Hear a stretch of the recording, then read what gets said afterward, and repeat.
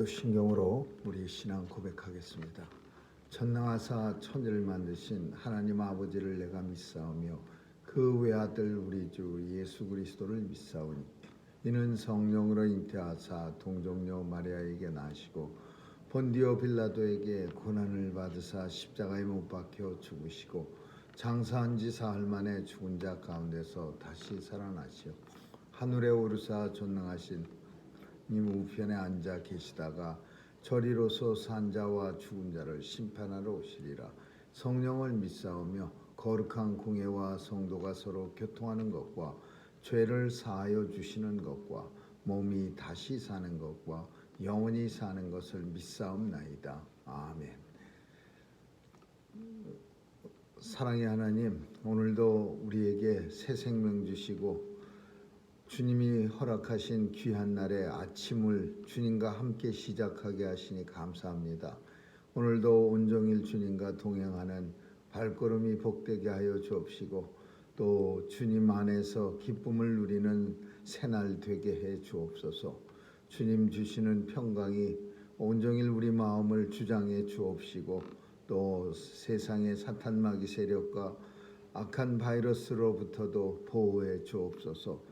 하나님의 백성들 어디서 무엇하든지 하나님 앞에 영광 돌리는 삶 되게 해 주옵소서. 오늘도 하나님 앞에 나올 때 간절한 간구를 가지고 주께 나왔사오니 이루어지는 것 보게 하여 주옵시고 하나님 영광 돌리며 살아가게 하여 주옵소서. 하나님 아버지, 온 세상에 주님의 은혜가 충만케 하여 주셔서 눈물이 있는 곳에 그 눈물 닦아주시고 또 전쟁이 있는 곳에 전쟁이 물러가고 평화가 있게 하여 주옵소서. 오늘도 선교사님들 지켜주시고 저들의 귀한 사역 통해 땅끝까지 복음 증거되어 우리 주님 오시겠다고 약속하신 날이 속히 도래하게 하여 주옵소서. 오늘도 연세 많아 어르신들에게도 건강함 주시고 또 주님의 은혜를 간절히 사모하는 병상마다 찾아가 주셔서 주님의 위로와 치유가 있게 하여 주옵소서. 오늘도 우리 아이들 지켜주시고 저들이 세상에서 하나님의 말씀으로 살아갈 수 있는 그런 모습 보일 수 있는 세상이 되게 해 주옵소서. 오늘 하루도 주님 손길에 의탁하오며 예수님의 이름으로 기도합니다. 아멘. 찬양 447장 부르시겠습니다.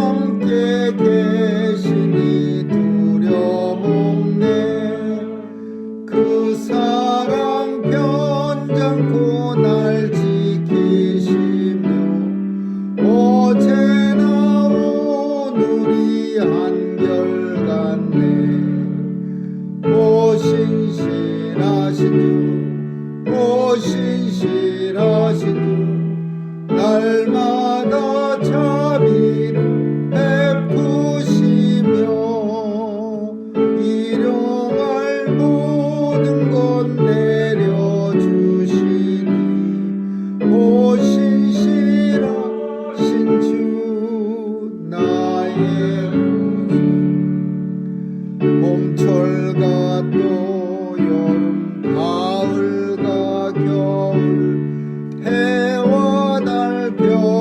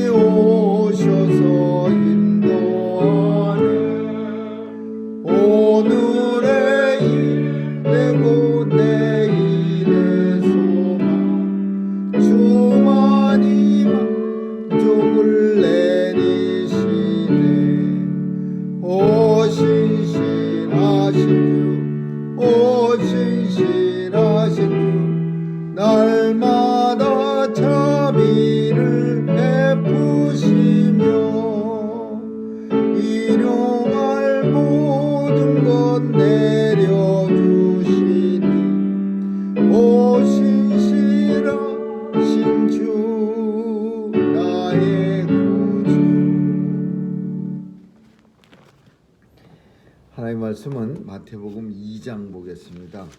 1절에서 12절까지 한 절씩 교대로 읽습니다. 마태복음 2장 1절에서 12절입니다.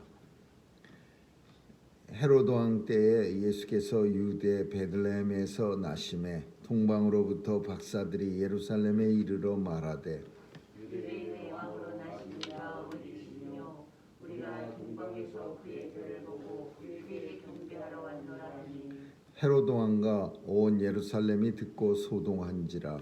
왕의 모든 대제사장과 백성의 준비관들을 모아 그리스도가 어디서 향하여 물으니 가로되 유대 베들레헴이오니 이는 선지자로 이렇게 기록된 바 또 유대 땅 베들레헴아 너는 유대 고을 중에 가장 작지 아니하니라 내게서 한 다스리는 자가 나와서 내 백성 이스라엘의 목자가 되리라 하였음이니라. 이에 헤롯이 가만히 박사들을 불러 별이 나타난 때를 자세히 묻고 베들레헴으로 보내며 이르되 가서 아기에 대하여 자세히 알아보고 찾거든 내게 구하여 나로 가서 그에게 경배하게 하라. 박사들이 왕의 말을 듣고 갈새 동방에서 보던 그 별이 문득 앞서 인도하여 가다가 아기 있는 곳 위에 머물러 섰는지라. 저희가 그를 보고 가장 크게 기뻐하고 기뻐하더라. 집에 들어가 아기와 그 모친 마리아에 함께 있는 것을 보고 엎드려 아기께 경배하고 보배합을 열어 황금과 유향과 모략을 예물로 드리니라. 꿈에 헤로데로 돌아가지 말라 지시하심을 받아 다른 길로 고국에 돌아가니라. 아멘. 거기까지 읽겠습니다. 예수님은 갈릴리에서 그 부모님과 같이 살았습니다. 근데 베들레헴에서 태어나신 이유는 저 누가복음에 가서 보면은 왜 예수님이 갈릴리에서 떠나서 베들레헴까지 와서 태어나셨는가가 설명이 되어 있습니다. 그 당시 황제가 아우구스투스라는 로마 황제였는데 이 황제가 호족을 등록하는 그런 제도를 내렸습니다. 이유는 세금 걷기 위해서 하는 겁니다. 세금을 갖다가 각 사람에게 다 걷어들이기 위해서 모든 아이들을 다 이제 등록하라. 그 전에는 제도가 어떻게 됐었느냐 하면 아이들을 태어나자마자 등록한 게 아니라 그 세금 걷는 세리들이 이 동네에 500명 삽니다. 이 동네에는 200명 삽니다. 이렇게 인구 조사를 했는데 그게 이제 좋지를 못해서 각 아이들마다 이제 좀 시스템이 요즘 거하고 똑같이 된 겁니다. 출생 신고를 각 자기의 본족에 가서 하라. 그래서 예수님네는 베들레헴, 유대 땅 베들레헴이 두 군데 있습니다. 갈릴리 근처에도 베들레헴이 있고 유대 땅 베들레헴에서 이제 다윗 집안이라 다윗 족속이라 거기 가서 이제 호적을 하러 간 겁니다. 그래서 우리가 아는 것처럼 많은 사람들이 호적을 하러 한꺼번에 몰리니까 사관이 없었습니다. 여관이 없었습니다. 그래서 예수님은 말구유에서 태어나시고 그리고 나서 이제 헤롯 대왕이 이 사건이 있고 난 뒤에 헤롯 대왕이 태어난 만 2세 미만의 아이를 다 죽이라 그래 갖고서 밤에 천사가 나타나서 예수님 부모들에게 애굽으로 도망가라. 그래서 애굽으로 도망갔다가 다시 이제 헤롯 왕이 죽고 난 후에 다시 들어오라. 그래서 이제 와서 갈릴리 지역으로 가서 예수님의 아버지 어머니 요셉과 마리아가 거기 가서 이제 삽니다.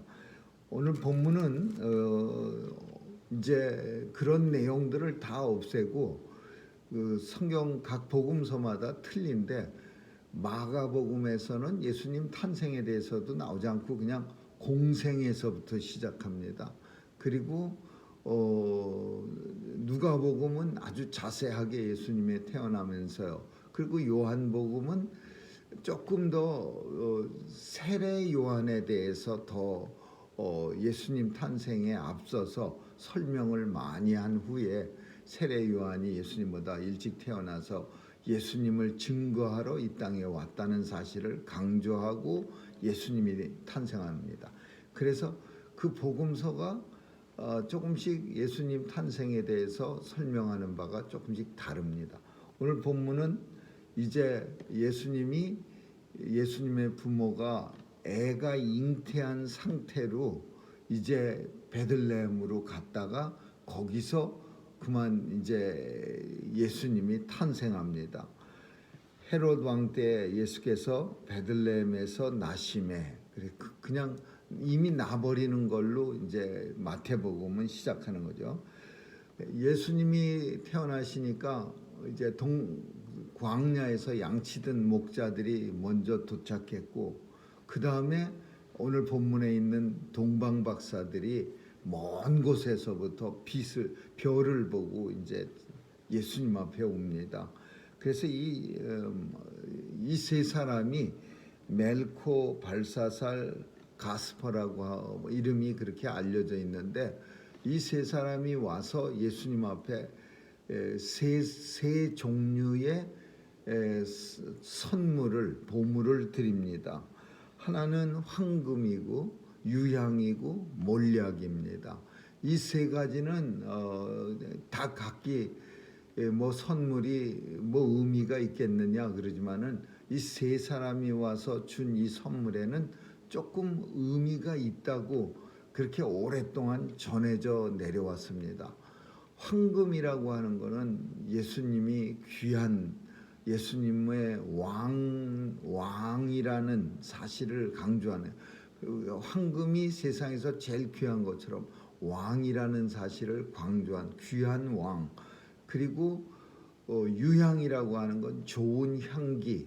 좋은 향기는 제사장을 상징하는 거예요. 그래서 예수님이 왕으로 이 땅에 오셨고 유대 왕으로 오셨고 제사장 유대의 대제사장으로 오셨어요. 그리고 몰약은 뭐냐 하면 이거는 살짝 생뚱맞은 선물인데 예전에는 귀한 것이라 선물로 흔히 주곤 했는데 이게 뭐냐면 이스라엘에서 장사 지낼 때 나쁜 냄새 나지 않도록 썩지 않도록 하는 그런 방부제 같은 겁니다. 그래서 이거는 예수님의 죽음을 상징하는 거예요. 죽음과 영원, 죽었다가 영원히 썩지 않는, 그래서 냄새가 나지 않는. 그래서 이 세 가지가 왕, 제사장, 예수님의 죽음을 상징하는 선물이야. 근데 예수님이 이제 그 동방 박사들이 올 때에 헤롯 대왕을 만나게 됩니다. 근데 헤롯 대왕이 간교하게 뭐라고 말하냐 하면 예수님이 유대 왕으로 오시니가 어디에 있느냐? 당신들이 가서 먼저 만난 후에 나한테도 좀 얘기해 주면 나도 가서 그에게 경배하겠다. 근데 사실 이 내용은 유대 왕으로서 참 불편한 내용이에요. 왜냐하면은 자기가 왕인데 새로운 유대 왕이 태어난다고 했다는 사실이 헤롯 대왕으로서는 아주 견디기 힘든 두려움이죠. 그리고 왜 헤롯 대왕이 더 두려워하느냐? 모든 신하들, 헤롯과 모든 대제사장, 서기관들을 모아서 그리스도가 어디서 나겠느냐 물으니까 제사장, 백성들, 서기관 모든 사람들이 다 말하는 거예요. 가로되 유대 베들레헴이오니 이는 선지자로 이렇게 기록된 바 미가서 5장 2절 말씀이요. 유대 땅 베들레헴아 너는 유대 고을 중에서 가장 작지 아니하도다. 작지만 이 일로 인해서 작다고 사람들이 말하지 아니하리라. 무슨 일? 네게서 한 다스리는 자가 나와서 내 백성 이스라엘의 목자가 되리라 하였음이니라. 유대 땅 베들레헴아, 너는 유대 땅 중에서 가장 작지 아니하리라. 원래는 작은데 왜 안 작아졌는? 작지 않다고 사람들이 말하냐? 거기서 이스라엘을 다스리는 목자가, 왕이 나오리라. 그래서 베들레헴은 더 이상 작은 마을이 아니라는 겁니다. 이게 미가서 5장 2절에 있어. 근데 이거를 이스라엘 백성이면 누구나 다 알아요. 메시아를 기다리는 마음으로 이사야 7장 14절하고 미가서 5장 2절은 매우 중요한 클루를 주는 거예요. 어디서 나올 것이며 어떤 모습으로 태어날 것이야. 처녀의 몸에서 잉태하는 모습. 이건 이사야서고, 미가서는 어느 동네, 유대 땅 베들레헴. 그러니까 동네 나오고 방법 나오면 그 다 아는 거 아닙니까? 근데 모르는 사람 딱 한 사람 있었는데 그게 헤롯 대왕이야.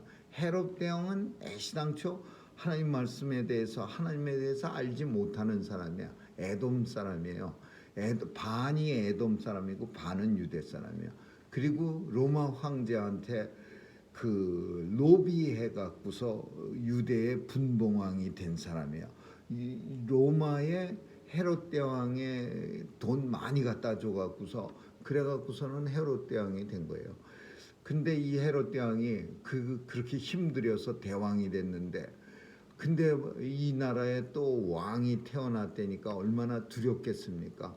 그래서 동방박사들한테 내가 당신들이 태어났다는 거 어디서 찾기만 하면 나도 즉시 가서 그 아기 예수 유대 왕으로 태어난 이한테 내가 나도 당신들처럼 경배하리라 그랬는데, 그 밤에 그 천사가, 하나님의 사자가 동방박사들한테 나타나서 돌아왔던 길로 가지 마라. 다른 길로. 그러니까 헤롯 대왕 만나지 마라. 아기 예수 탄생한 것을 태어난 어디라고 알려주지 말고 다른 길로 휙 돌아서 가라. 그래서 이 동방박사 세 사람은 딴 길로 가버리고, 그리고 이제 그 사이에 예수님 부모들에게 천사가 내려와서 빨리 애굽 땅으로 피난하라, 도망가라, 그렇게 이제 고지합니다. 그리고 나서 이제 헤롯 왕은 다 속은 걸 알고, 동방박사가 딴 길로 돌아간 걸 알고, 또 만 2세 미만의 아기를 다 죽여라, 그렇게 베들레헴에서 태어난 만 2세 미만의 아기를 다 죽여라 그랬어요. 그래서 그때 이미 예수님은 부모들의 손에 의해서 애굽 땅으로 도망간 뒤였어요. 역사 속에서 그 이스라엘의 역사를 잘 기록한 역사가들이 있는데, 그 당시에 헤롯 대왕이 있을 때 실제로 그 베들레헴의 아이들이 어마어마하게 죽었다고 합니다. 그 유대 왕으로 태어난 예수님을 찾지 못하고 차라리 그럴 바에는 다 죽이는 게 훨씬 더 안전하다 싶어갖고 헤롯 대왕이 모조리 다 죽여버립니다. 오늘 본문은 예수님의 탄생에 대해서 우리에게 보여주고 있어요. 예수님이 이 땅에 오실 때 얼마나 사탄의 세력이 강했는가. 오지 못하게 막기 위해서 헤롯 대왕이라고 하는 사람을 사탄이 이용해서 예수님이 이 땅에 모든 하나님의 백성들에게 오시는 것을 방해하려고 한 거예요. 어떻게 하든지 막아보려고 한 거예요.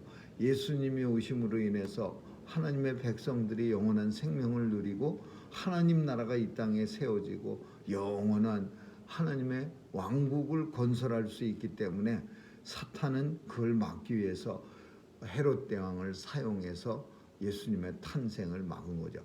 성경은 우리가 성경을 읽으면서 느낄 수 있는 거는 끝까지 싸움이야, 전쟁입니다. 이걸 가리켜서 영적 전쟁이라고 해요. 그냥 역사가 줄줄줄줄 이렇게 이어지는 게 아니라 계속해서 사탄의 세력이 하나님의 나라를 공격하는 일을 성경은 기록하고 있는 거죠. 사탄은 어떻게 하든지 예수님이 오시는 것을 막고 또 예수님의 탄생을 어떻게 하든지 죽임으로써 예수님이 하나님의 일을 이 땅에서 공의를 실행하지 못하게 하려고 죽이려고 했지만, 또 하나의 확실한 결과는 항상 하나님의 계획은 사탄의 계교를 넘어서서 하나님의 뜻이 이루어진다라는 거죠. 오늘 세상에도 마찬가지입니다. 세상 속에서도 사탄의 계교는 항상 일어나고 있고, 그러나 하나님의 플랜은 사탄의 뜻보다 계교보다 더 힘이 있고 강해서 넉넉히 이길 수 있고 또 하나님의 뜻대로 그렇게 이루어지는 것을 우리가 보게 됩니다. 오늘도 예수님은 이 땅에 왕으로 오셨고 제사장으로 오셨어요. 그 사명을 예수님이 이 땅에 오셔서 하신 사명이 세 가지야. 이걸 삼중직이라고 말합니다. 세 가지 직분, 삼중직, 세 가지의 중요한 직분. 그 직분이 왕, 제사장, 그리고 선지자예요. 근데 이 직분은 뭘 하는 일이냐? 왕은 물론 다스리는 거예요. 하나님의 백성들을 예수님이 친히 다스리시고 우리는 그의 백성이 되는 거죠. 주님이 다스리는 나라의 백성이 돼. 또 선지자는 앞으로 되어질 일을 말하는 사람을 선지자라고 해요. foretell, 되어질 일을 말한다. 예수님은 이제 되어질 일을 성경을 통해서 우리에게 말씀해 주신 마지막 심판이 있다는 것을 말해주고 있어요. 그리고 제사장은 하나님 앞에 이렇게 불쑥불쑥 와서 하나님 앞에 예배 드릴 수 있는 자격을 가진 사람을 제사장이라고 그래요. 그러나 옛날 제사장들은 자기 마음대로 쑥쑥 들어오진 못했어요. 하나님 앞에 저 들어가도 됩니까? 그렇게 하고서는 제물을 들고 들어갔지. 그러나 오늘날 예수님으로 말미암아 예수님이 하나님 앞에 제물로 드려졌기 때문에 하나님의 백성들이 제사장의 직분을 하나님 앞에 아무 때나 무시로 수시로 나와서 제사를 드릴 수 있는 거죠. 그래서 우리는 왕 같은 제사장이요, 그리고 예수님의 사명을 감당하는 선지자의 사명을 감당. 되어질 일, 심판에 대해서 우리가 세상에 선포하는 그런 선지자라는 거죠. 아무쪼록 오늘도 이 땅에 오신 예수님을 생각하면서 예수님이 감당하셨던 사명, 우리도 왕으로서 제사장으로서 선지자로서 잘 감당할 수 있기를 주님의 이름으로 축원합니다. 기도하겠습니다. 좋으신 하나님 감사합니다. 오늘도 주님이 이 땅에 오실 때에 사탄의 계교가 사탄이 얼마나 힘들게 방해했는가를 우리가 보면서 영적 전쟁이 항상 우리에게 있음을 알게 합니다. 오늘도 예수님을 힘입어 넉넉히 이기면서 하나님 앞에 영광 돌리며 살아가는 온 성도들 다 되게 해 주옵소서. 감사드리며 예수님 이름으로 기도합니다. 아멘. 주기도문으로 마치겠습니다. 하늘에 계신 우리 아버지, 이름이 거룩히 여김을 받으시오며 나라에 임하옵시며 뜻이 하늘에서 이룬 것 같이 땅에서도 이루어지이다. 오늘날 우리에게 일용할 양식을 주옵시고 우리가 우리에게 죄 지은 자를 사하여 준 것 같이 우리의 죄를 사하여 주옵시고 우리를 시험에 들게 하지 마옵시며 다만 악에서 구하옵소서. 대개 나라와 권세와 영광이 아버지께 영원히 있사옵나이다. 아멘.